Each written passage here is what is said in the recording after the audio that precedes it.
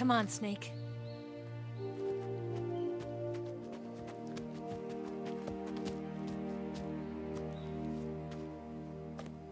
We made it. We made it. Over there.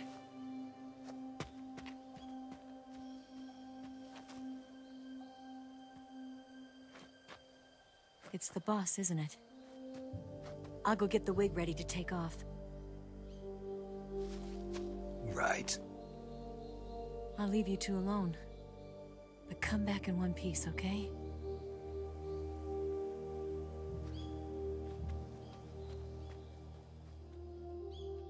Promise me!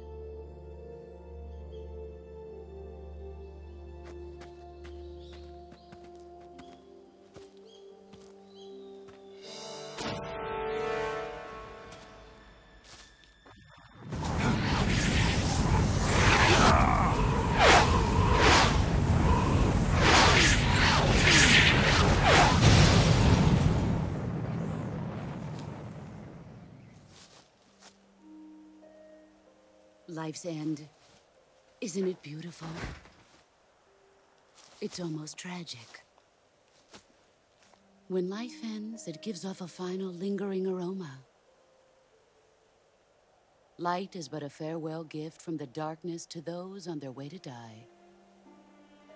I've been waiting, Snake, for a long time. Waiting for your birth, your growth, and the finality of today. Boss. Why are you doing this? Why? To make the world one again. The world used to be whole. But with the end of the Second World War, the philosophers began to fight amongst themselves, and the world was torn apart. The Cobras, my comrades who trained and fought alongside me, were torn apart as well. The foibles of politics and the march of time can turn friends into enemies just as easily as the wind changes. Ridiculous, isn't it? Yesterday's ally becomes today's opposition. And this Cold War? Think back. When I was leading the Cobras, America and Russia were fighting together. Now, consider whether America and Russia will still be enemies in the 21st century. Somehow I doubt it. Enemies change along with the times, the flow of the ages, and we soldiers are forced to play along. I didn't raise you and shape you into the man you are today just so we could face each other in battle. A soldier's skills aren't meant to be used to hurt friends. So then what is an enemy? Is there such a thing as an absolute timeless enemy? There is no such thing, and never has been. And the reason is that our enemies are human beings like us. They can only be our enemies in relative terms. The world must be made whole again. The philosophers must be reunited. I will devote my skills to that purpose. And with the Colonel's money, I will achieve that end. Just as I once created the Cobras. They are my family. I may no longer be able to bear children, but I still have a family.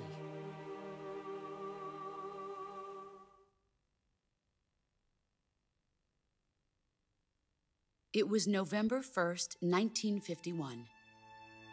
I was in the Nevada desert participating in atomic testing. The name Nevada is derived from Spanish, covered in snow, white as snow. And snow is exactly what I saw in that Nevada desert. It froze my blood white. Snake, you were an atomic test subject, weren't you? On Bikini Atoll. That's part of the reason I was drawn to you. You and I are alike. We're both slowly being eaten away by the karma of others. we'll never have the chance to die peacefully of old age. We have no tomorrow. But we can still have hope for the future. In 1960, I saw a vision of the ideal future from space. 3 years earlier, the Soviet Union had succeeded in launching Sputnik, the first man-made satellite in history, into orbit. This came as a huge shock to the United States. In response, America threw everything it had into its own manned spaceflight project, the Mercury program. Even as the Soviets seemed poised to send their first man into space, America was still experimenting with chimpanzees and rockets. The government wanted human data. So they secretly decided to send a human being into space. I was the one they chose. At the time, they didn't have the technology to block out cosmic rays, and whoever they sent up would inevitably be exposed to heavy radiation. That's why they chose me. After all, I'd already been irradiated once. Of course, you won't find any of this in the history books. I could see the planet as it appeared from space. That's when it finally hit me. Space exploration is nothing but another game in the power struggle between the US and the USSR. Politics, economics, the arms race, they're all just arenas for meaningless competition. I'm sure you can see that, but the Earth itself has no boundaries. No East, no West, no Cold War. And the irony of it is, the United States and the Soviet Union are spending billions on their space programs and the missile race, only to arrive at the same conclusion. In the 21st century, everyone will be able to see that we are all just inhabitants of a little celestial body called Earth. A world without communism or capitalism, that is the world I wanted to see. But reality continued to betray me. In 1961, I was sent to Cuba, to Bahia de Cochinos. It was part of a CIA-sponsored invasion under the guise of taking Cuban exiles back to their country. But the US government betrayed them. Our weak-kneed president held back their air support. Defenseless, the exiles were annihilated by the Cuban army. All I could do was watch in silence. I was set up by the very country I'd sacrificed so much for, by the very government I dedicated my life to defending. I was driven from the surface world, and I went underground. Then, 2 years ago, I faced the Sorrow, my old comrade in battle. He was my friend. But one of us had to die. I was left with no choice. The Sorrow gave his life for me. There is no enmity between us. One must live, and one must die. That was the mission. The ones who gave me that mission were the philosophers. Early in the 20th century, the true holders of power in the United States, the Republic of China, and the newly formed Soviet Union gathered together in a secret meeting that would later be known as the Wiseman's Committee. The secret pact they formed there marked the beginning of the philosophers. But the last of the original members died in the 1930s. After that, the organization began to run out of control, and the Wiseman's Committee degenerated into a mere shell of its former self. The philosophers of today have no sense of good or evil. Their influence extends to countries and organizations involved in every aspect of every war. They have become war itself. That's how they operate.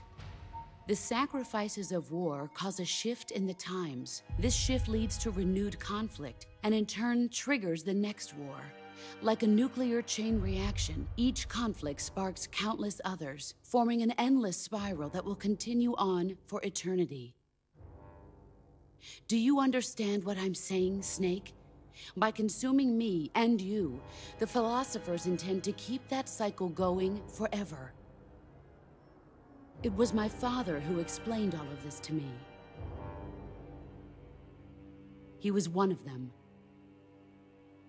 You see, I am the last remaining child of the philosophers.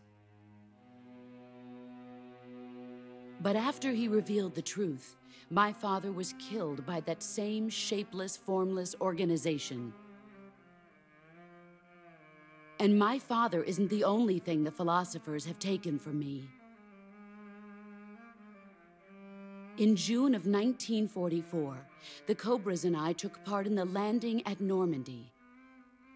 We'd been given a top-secret mission to locate and destroy enemy V-2 rocket installations. I was pregnant at the time. The sorrow was the father. I gave birth on the field of battle. A beautiful baby boy. But my child was snatched away from me by the philosophers.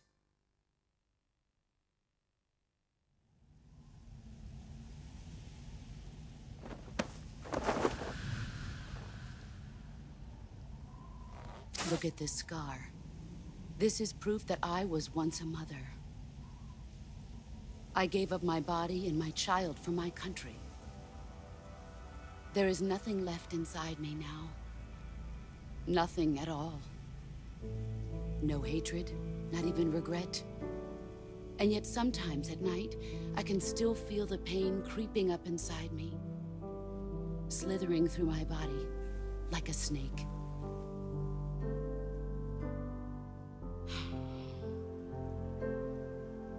I've never talked this much about myself before. Thanks. Thanks for listening to me.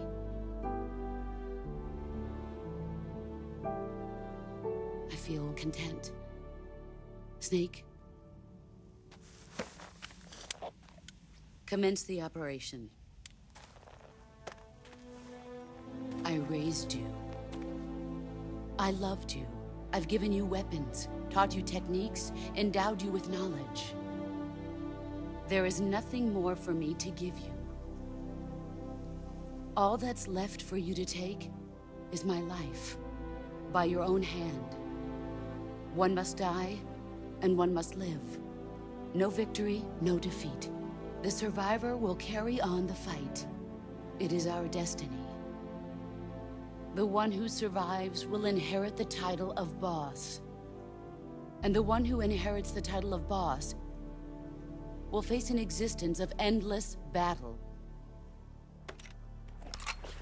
I'll give you 10 minutes. In 10 minutes, MiGs will come and bomb the hell out of this place. If you can beat me in less than 10 minutes, you'll be able to escape in time. Let's make this the greatest 10 minutes of our lives, Jack. Boss? You're a soldier. Finish your mission. Prove your loyalty. Face me.